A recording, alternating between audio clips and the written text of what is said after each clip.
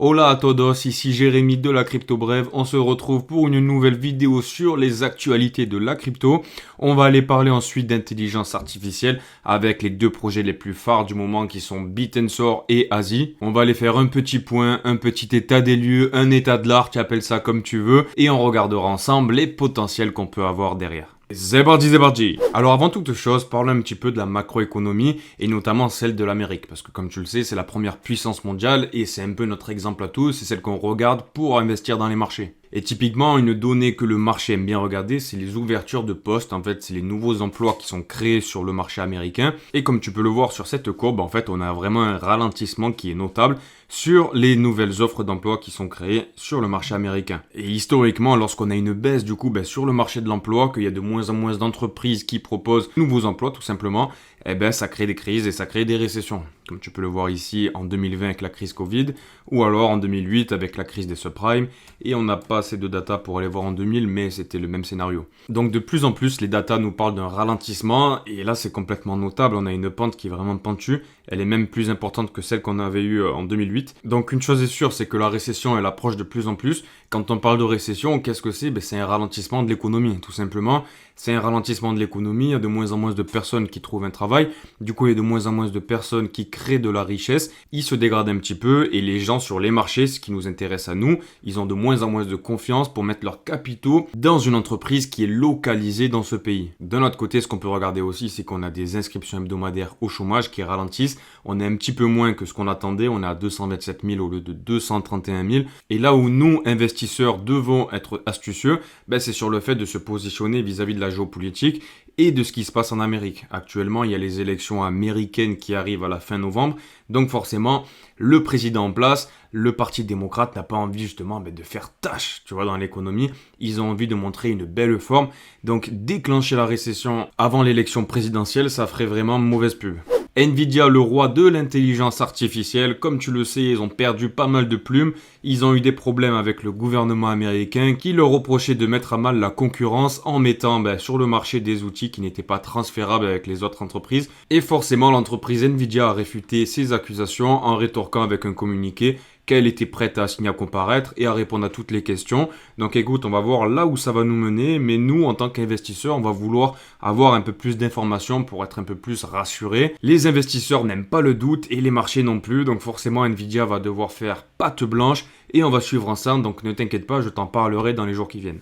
Avant de te parler un peu plus en détail de Asie et Bitensor, laisse-moi te parler d'une petite micro-actu de la journée. On a le compte X de Near Protocol qui avait été hacké. En fait, on croyait qu'il avait été hacké parce que le compte Twitter de Near Protocol avait affiché en description des choses un petit peu bizarres. Et du coup, ils ont mis un post et visiblement, c'était un coup marketing comme tu peux le voir. Et dans la vidéo qu'ils ont mis en ligne, en fait, ils annoncent le fait qu'ils allaient faire un hackathon. Et en fait, l'idée, c'était de faire une promotion de ce dernier. Et dernière micro-actu avant que je te parle un peu plus de Bitensor et Asie, on a Ilya Sutskever, je l'ai bien dit, cofondateur et ancien directeur scientifique d'OpenAI, l'entreprise de ChatGPT, qui aurait levé 1 milliard de dollars pour sa nouvelle startup IA. Il y a une valorisation qui a été estimée à 5 milliards de dollars. Donc écoute, lever 1 milliard de dollars, c'est vraiment pas rien. On va suivre l'avancée d'Ilia de près, mais ça peut être vraiment sympathique pour le narratif de l'intelligence artificielle. Ensuite, parlons un petit peu de la narrative de la robotique et de l'intelligence artificielle. On l'a vu ensemble, l'entreprise la plus capitalisée du monde entier, c'est une entreprise qui est autour de l'intelligence artificielle, qui gravite autour. Donc ça, c'est pas anodin si tu veux. Qu'on le veuille ou non, la robotique et l'IA sont là pour rester parce qu'ils vont répondre à de sérieux problèmes de compétitivité, de rentabilité, de coût, d'efficacité et j'en passe. D'un point de vue politique, on a des pays qui sont précurseurs, qui ont compris les défis qui sont en cours et qui prennent le taureau par les cornes comme Dubaï, le Japon, etc. Et en fait, si tu raisonnes en termes de logique, l'idée c'est de se dire que pour un travail manuel dans une société capitaliste, face à un robot, l'humain, il sera lent, il sera inefficace. C'est juste factuel, tu vois, de temps en temps, il sera en vacances et c'est normal, il sera malade, etc. Tandis que le robot, lui, il sera jamais malade, il sera moins cher, il n'y aura pas de couverture sociale, il n'y aura pas de taxes, etc.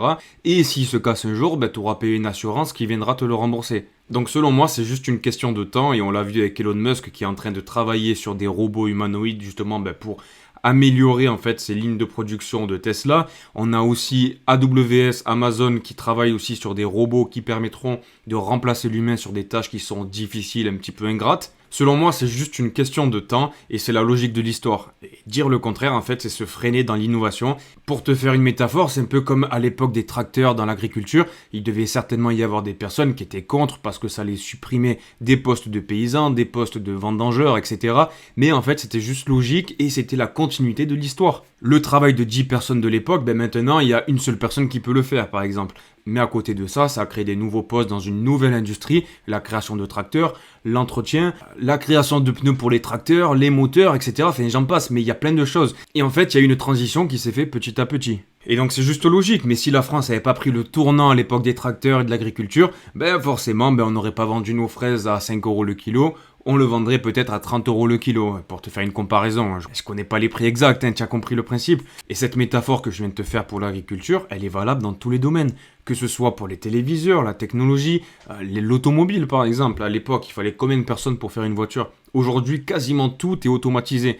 Tu vois, et pourtant, on n'est pas mort. Donc moi, tu vois, à ma petite échelle, je vais rien changer du tout. Mais c'est vrai que d'un point de vue de la politique, il faudrait prendre des mesures en amont pour faire une transition qui soit douce, former des gens à l'entraînement de l'IA, à la création de la robotique, aux nouveaux métiers de demain en fait. Bref, je m'arrête là, mais dans tous les cas, pourquoi est-ce que je t'ai parlé de tout ça? Parce que, en fait, on sait que c'est l'avenir, ok? Et nous, en tant qu'investisseurs, parce que c'est un peu le but de la chaîne, comment est-ce qu'on peut se positionner là-dessus? C'est en investissant sur des sociétés qui vont participer à cette révolution. Dans le monde traditionnel, tu as du Nvidia, tu as des entreprises qui vont créer du coup ces robots, ou alors l'intelligence artificielle, les agents autonomes, etc. Mais nous, ce qui nous intéresse, c'est la crypto-monnaie, parce que c'est plus volatile et les gains peuvent être plus intéressants. Mais les pertes aussi. Et typiquement, un projet que je suis de près et dans lequel je suis investi, c'est le token ASI. Je te rappelle que ce token est la réunion de AGIX, Ocean Protocol et Fetch.ai. Et comme tu peux le voir, on a une petite nouvelle sympathique, un partenariat entre GameSwift et Fetch.ai. Donc c'est clair et net, on a pas mal d'entreprises qui s'intéressent dans le secteur de l'intelligence artificielle, qui commencent à positionner leur billes. C'est l'outil révolutionnaire qui va toucher à pas mal de secteurs et qui va révolutionner certaines industries, comme notamment l'industrie du jeu, comme tu peux le voir, avec ce partenariat. Pour l'instant, on est encore qu'au début de l'IA et des cloud computing dont je te parle régulièrement aussi. Les clouds décentralisés, en fait, ils sont confrontés à plusieurs défis, notamment le fait qu'il y a de la complexité technique. Il faut faire en sorte que la donnée qui arrive soit cohérente avec toutes les passerelles qui réunissent la donnée, etc. Donc, il y a encore du travail à faire. Et selon moi, on n'est qu'au début du coup des gains qu'on peut faire autour de l'IA. Tu sais, je te parle souvent aussi de la gestion des données qui transitent sur le net. Forcément, il y a aussi l'IA qui peut intervenir là-dedans. Typiquement, là, il y a un partenariat qui vient d'être signé entre Holon et Dubai AI. Et ce qu'ils veulent faire avec le Moyen-Orient, qui est en train au passage de devenir le hub de la technologie, c'est d'améliorer la collecte de data, le traitement, l'analyse et les applications qu'on peut faire derrière. Et ce genre de collaboration, tu vois, ça va servir de catalyseur dans l'industrie de l'intelligence artificielle et de tout le cloud computing. Pour revenir sur le token ASI et cette alliance des 3 tokens, je trouve que c'est vraiment un super projet. Le seul petit bémol qu'il y a selon moi, c'est qu'il n'y a pas assez de communication, c'est qu'il n'y a pas assez de marketing et en fait qu'on ne voit pas ce qu'ils font, tu vois. Et nous, en tant qu'investisseurs, on aime bien regarder ce qui se passe, avoir de bonnes nouvelles, avoir de beaux designs, etc. C'est ça qui nous pousse à investir, entre autres. Donc on espère que dans les mois qui viennent avec l'année 2025, ils seront un petit peu plus à cheval sur la communication et le marketing. Et si on regarde du côté de Bitensor, qui est une merveille technologique, honnêtement, Bitensor, c'est un des rares projets crypto avec son token TAO qui ne peut exister uniquement que sur la blockchain. Le token TAO n'a pas été lancé justement pour faire une levée de fonds, pour spéculer sur la crypto ou pour gagner de l'argent ou quoi que ce soit. Ce qui est vraiment intéressant avec Bitensor, c'est qu'ils ne se sont pas dit quel problème je vais pouvoir résoudre grâce à la blockchain. Non, ils ont pris le problème dans le sens inverse. Ils portaient un projet, ils portaient le projet du coup de faire une intelligence artificielle qui puisse être autonome, qui puisse être égalitaire, où tout le monde pourrait tirer son épingle du jeu. Et l'idée derrière tout ça, en fait, c'était de se dire comment est-ce qu'on peut attirer des gens qui vont donner leur puissance de calcul. La puissance de calcul, c'est de l'énergie, donc c'est de l'argent. Donc comment est-ce qu'ils allaient incentiver les gens pour pouvoir apporter leur puissance de calcul et comment ils allaient attirer des gens aussi qui allaient vérifier les calculs qui étaient apportés, comment ils allaient les récompenser. Et en fait, il fallait faire une économie qui imbrique tout le monde et qui ne laisse personne sur le côté.